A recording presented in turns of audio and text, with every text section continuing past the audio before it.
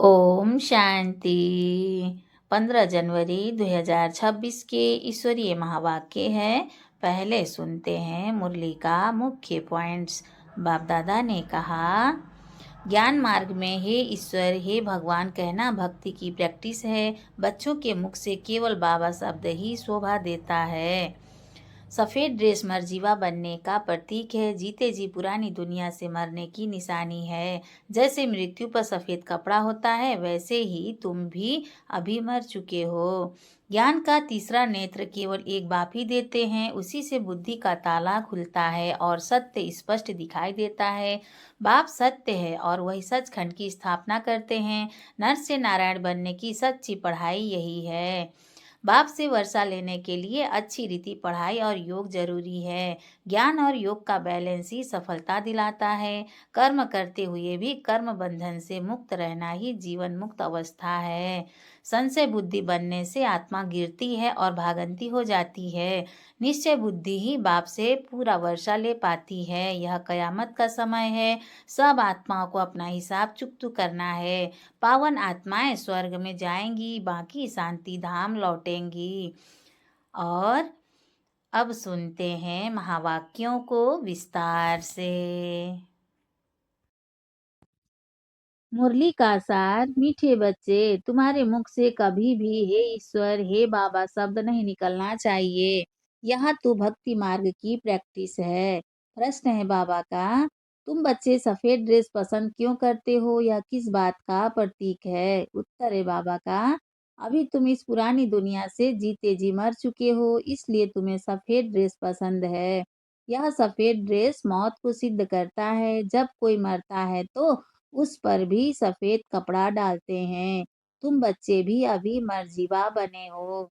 Om Shanti.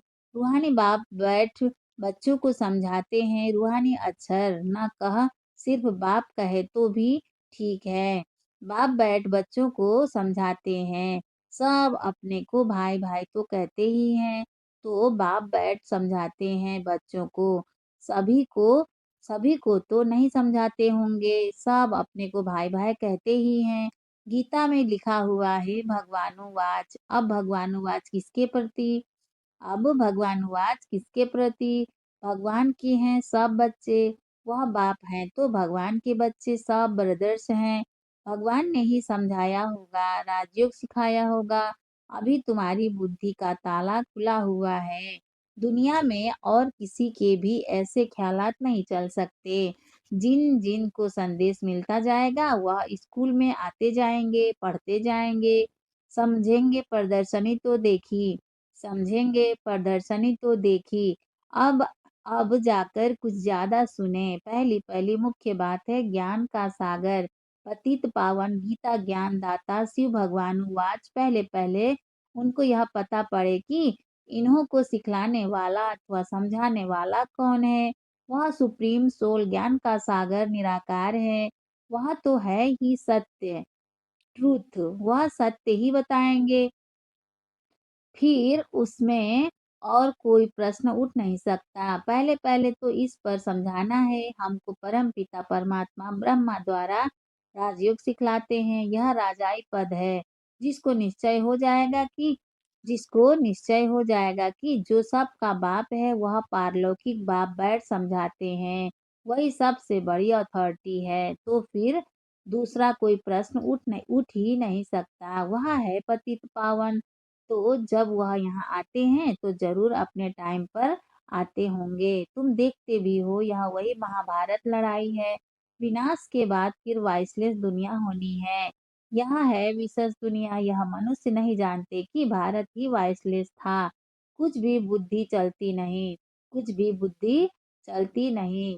God Godrej का ताला गोदरेज का ताला लगा हुआ है। उसकी चाबी एक बाप के पास ही है, इसीलिए उनको ही ज्ञान दाता दिव्य चक्षु विधाता कहा जाता है।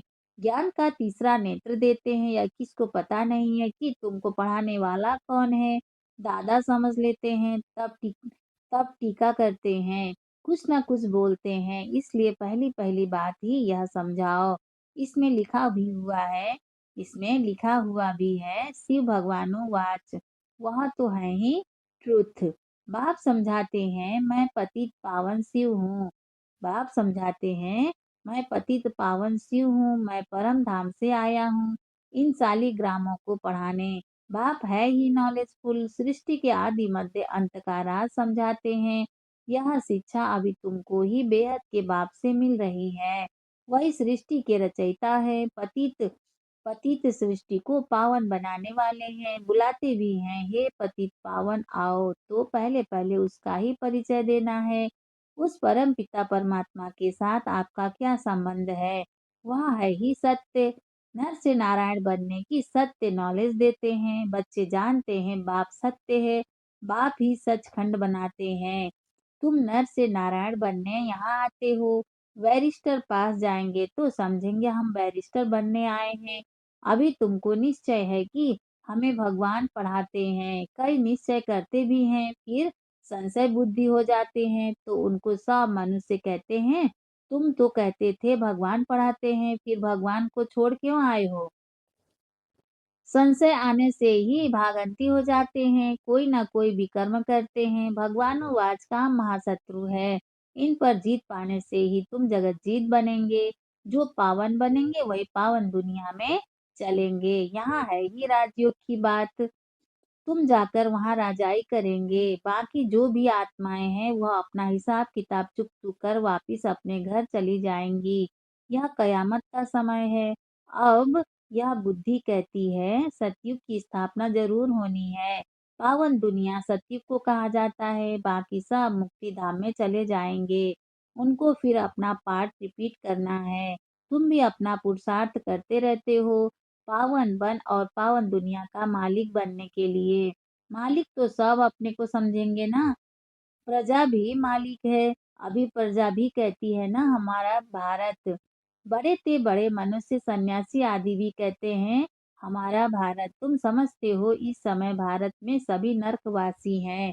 अभी हम स्वर्गवासी बनने के लिए यह राजयोग सीख रहे हैं। सब तो स्वर्गवासी नहीं बनेंगे, यह अभी ज्ञान आया है। वो लोग जो सुनाते हैं, शास्त्र सुनाते हैं, वह है शास्त्रों की अथॉरिटी। बाप कहते हैं यह भक्ति मार्ग के वेद शास्त्र आदि सब पढ़ने से सीढ़ी नीचे उतरते जाते हैं। यह सब है भक्ति मार्ग। बाप कहते हैं जब भक्ति मार्ग पूरा होगा तभी मैं आऊंगा। जब भक्ति मार्ग पूरा होगा तभी मैं आऊंगा। मुझे ही आकर सब भक्तों को भक्ति का फल देना है। मेजॉरिटी तो भक्तों की है। सब पुकारते रहते हैं ना हे गॉड फादर। भक्तों के मुख से ओ गॉड फादर, हे भगवान जरूर निकलेगा। अब अब भक्ति और ज्ञान में तो फर्क है। तुम्हारे मुख से कभी हे ईश्वर हे भगवान यह अक्षर नहीं निकलेंगे। मनुष्यों को तो यह आधा कल्प की प्रैक्टिस पड़ी हुई है। तुम जानते हो वह तो हमारा बाप है। तुमको हे बाबा थोड़े ही करना है। तुमको हे बाबा थोड़े ही करना है। बाप से तो तुमको वर्षा लेना है। पहले तो यह निश्चय है हम बाप से वर्षा लेते हैं। बाप बच्चों को वर्षा लेने का अधिकारी बनाते हैं। बाप बच्चों को वर्षा लेने का अधिकारी बनाते हैं। यह तो सच्चा बाप है ना। बाप जानते हैं यह हमारे बच्चे हैं जिन्हों को हम ज्ञान अमृत पिलाए, ज्ञान चिता पर बिठाए, घोर नींद से जगाए स्वर्ग में ले जाता हूँ। बाप ने समझाया है आत्माएं वहाँ शांति धाम और सुख धाम में रहती हैं। सुख धाम को कहा जाता है वाइसलेस वर्ड। संपूर्ण निर्विकारी देवताएं हैं ना, और वह है स्वीट होम। तुम जान गए हो कि हमारा होम होम वह है। तुम जान गए हो कि हमारा होम वह है। हम एक्टर्स उस शांति धाम से आते हैं यहाँ पाठ बजाने। हम आत्माएं कहाँ यहाँ के रहवासी नहीं है। हम आत्माएं यहाँ के रहवासी नहीं है। वह एक्टर्स यहाँ के रहवासी होते हैं। सिर्फ घर से आकर ड्रेस बदलकर पाठ बजाते हैं। सिर्फ घर से आकर ड्रेस बदलकर पाठ बजाते हैं। तुम तो समझते हो हमारा घर शांति धाम है। वहां हम फिर वापिस जाते हैं। जब सभी एक्टर्स स्टेज पर आ जाते हैं तब फिर बाप आकर सभी को ले जाएंगे। इसलिए उनको लिबरेटर गाइड भी कहा जाता है। दुख हरता सुख करता है तो इतने सब मनुष्य कहाँ जाएंगे? विचार करो, पतित पावन को बुलाते हैं किस लिए? अपनी मौत के लिए। दुख की दुनिया में रहने नहीं चाहते हैं, इसलिए कहते हैं घर चलो। यह सब मुक्ति को ही मानने वाले हैं, यह सब मुक्ति को ही मानने वाले हैं। भारत का प्राचीन राजयोग भी कितना मशहूर है, विलायत में भी जाते हैं प्राचीन राजयोग सिखलाने। वास्तव में हठयोगी तो राजयोग जानते ही नहीं, उन्हों का योग ही रॉन्ग है, उन्हों का योग ही रॉन्ग है। इसीलिए तुम्हें जाकर सच्चा राजयोग सिखाना है। मनुष्य को मनुष्य को सन्यासियों की कफनी देख उन्हों को कितना मान देते हैं। मनुष्य को सन्यासियों की कफनी देख उन्हों को कितना मान देते हैं। बौद्ध धर्म में भी सन्यासियों को कफनी पहनी हुई देख उनको मानते हैं। सन्यासी तो बाद में होते हैं। बौद्ध धर्म में भी शुरू में कोई सन्यासी नहीं होते, जब पाप बढ़ता है तब सन्यास धर्म स्थापन होता है। शुरू में शुरू में तो वह आत्माएं ऊपर से आती हैं, उनकी संख्या आती है। शुरू में सिखलाकर क्या करेंगे? शुरू में सन्यास सिखलाकर क्या करेंगे? सन्यास होता है बाद में। यह भी यहाँ से कॉपी करते हैं। क्रिश्चियन में भी बहुत हैं जो सन्यासियों का मान रखते हैं।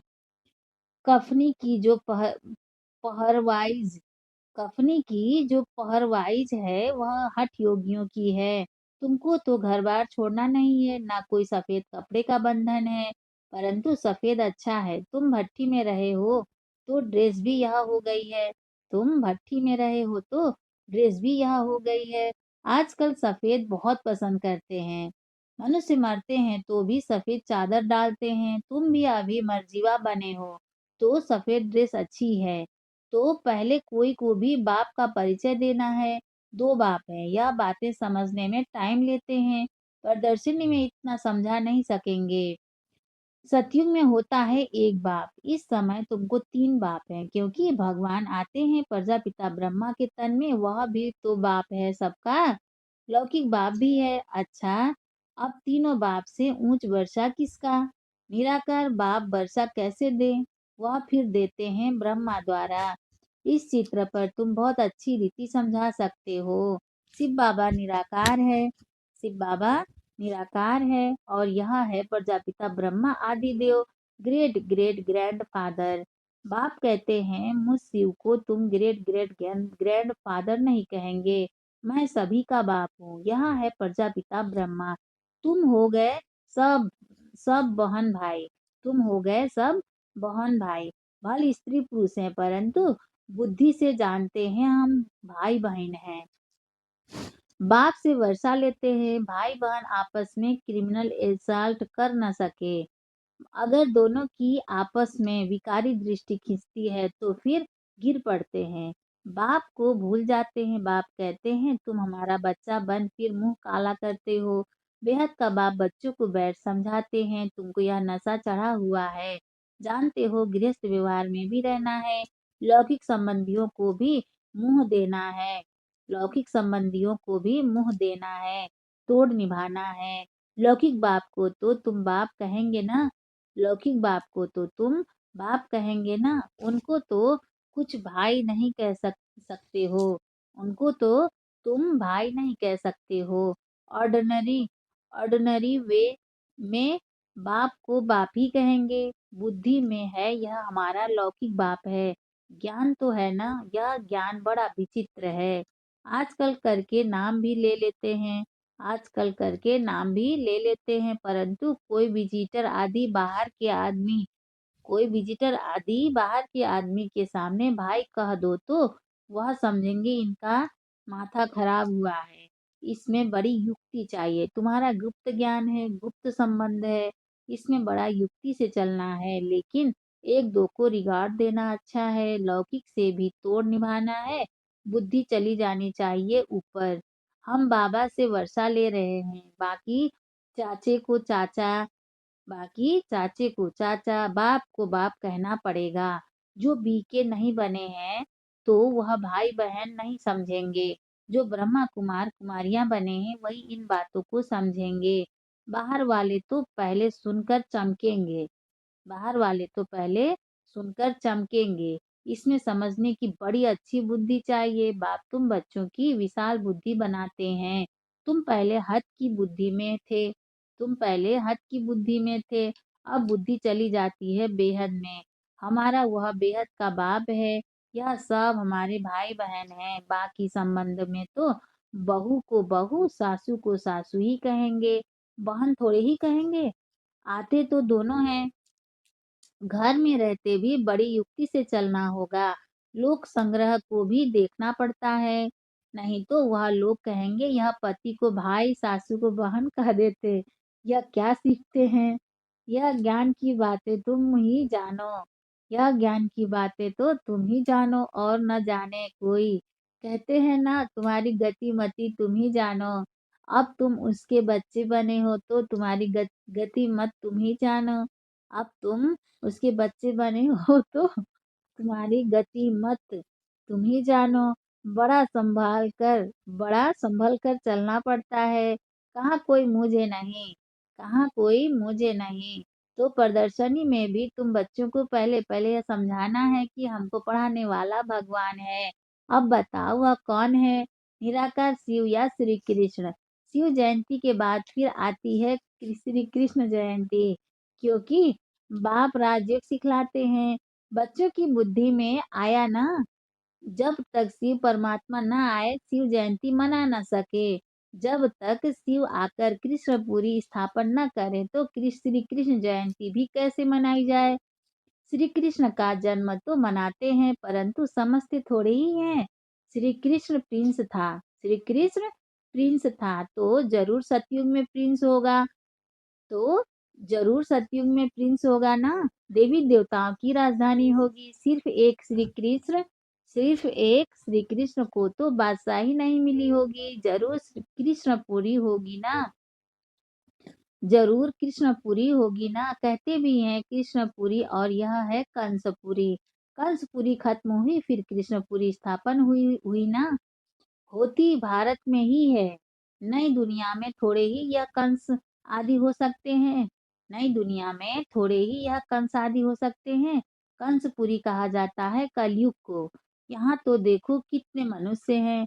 सतयुग में थोड़े होते हैं। देवताओं ने कोई लड़ाई नहीं की। कृष्णपुरी कहो अथवा विष्णुपुरी कहो, दैवीय संप्रदाय कहो, आसुरी संप्रदाय यहाँ है। बाकी न देवताओं और असुरों की लड़ाई हुई, न कौरव पांडवों की हुई। तुम रावण पर जीत पाते हो। बाप कहते हैं इन 5 विकारों पर जीत पाओ तो तुम जगत जीत बन जाएंगे। इसमें कोई लड़ना नहीं है। लड़ने का नाम ले तो हिंसा हो जाए। लड़ने का नाम ले तो हिंसा हो जाए। रावण पर जीत पानी है परंतु नॉन वायोलेंस से। सिर्फ बाप को याद करने से हमारे विकर्म विनाश होते हैं। लड़ाई आदि की कोई बात नहीं। बाप कहते हैं तुम तमो प्रधान बन गए हो, अब फिर तुमको सत्व प्रधान बनना है। भारत का प्राचीन राजयोग मशहूर है। बाप कहते हैं मेरे साथ बुद्धि का योग लगाओ तो तुम्हारे पाप भस्म होंगे। बाप पतित पावन है तो उनसे बुद्धि योग लगाना है, तब तुम पतित से पावन बन जाएंगे। अब प्रैक्टिकल में तुम उनके साथ योग लगा रहे हो। अब तुम अब प्रैक्टिकल में तुम उनके साथ योग लगा रहे हो। इसमें लड़ाई की कोई बात नहीं है। जो अच्छी रीति पढ़ेंगे और बाप के साथ योग लगाएंगे वही बाप से वर्षा पाएंगे। अच्छा, मीठे मीठे सिकिलधे बच्चों प्रति माता पिता बाप दादा का याद प्यार और गुड मॉर्निंग। रूहानी बाप की रूहानी बच्चों को नमस्ते। हम रूहानी बच्चों की रूहानी माता पिता बाप दादा को याद प्यार गुड मॉर्निंग। नमस्ते बाबा, नमस्ते बाबा, नमस्ते बाबा।